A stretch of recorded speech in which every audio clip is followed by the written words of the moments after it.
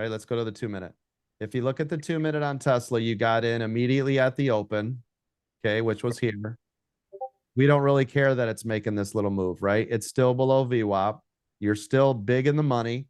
Now, on these pullbacks, you could get rid of some. Remember, we could do our 50-50 or 50-20, 20-10. So if this pulled back 50, right, or wherever, pulled back anywhere, right? I mean, you could even look at it in the beginning of the trade. You might have been more scared. This one.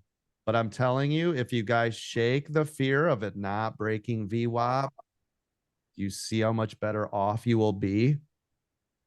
Because even here, look at VWAP. Because the trend is down, guess what? VWAP's going to continue to trend down, right? So that means the farther this trade goes, as it's continuing to go to the downside, VWAP's going to go down with it, which means even if it eventually does break VWAP, it might eventually be down here, right? And then you can reevaluate. So again, if you get in the trade early and you get in a good, strong trade, and it does not do the things that we say every day that it shouldn't, right? It never broke above. You really should just be holding this thing. I cannot stress that enough. And I told some of you, if you buy even 2 contracts, leave it alone, let it roll.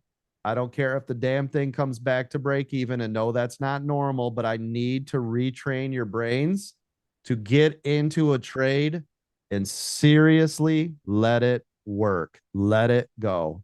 Fear. So let's break down the fear of this trade. This would be 1, this would be 2, this would be 3, and this would be 4, right? So this is 50, 20, oops, 20, 10. See it? That's what it would look like in the real world if you were just no way you're going to hold this thing, even though it never broke VWAP once. But in realistically, if this is what you guys did, you would still be a million times better than any trade you've ever been in, right? So that's the thing. But I honestly, guys, I get it. If you were here and you did 50, 20, 20, and you got the other 10, then you can decide what you want to do with it, right? So think about it. Most of you would have gotten all the way out right here, right? I'm talking to 99% of all of you would have sold right there. You would have missed that candle, this giant red candle, and then you would have wished all day you would have got in, or you would have started scalping, and then you would have got chopped up and lost all the money you made in the original entry, which was here. Am I right?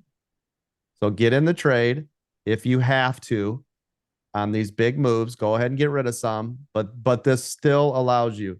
Think about it. If your 10% was even still right here and you got it from here to here, this 10% trade would be worth more than the initial if you would have got all the way out here.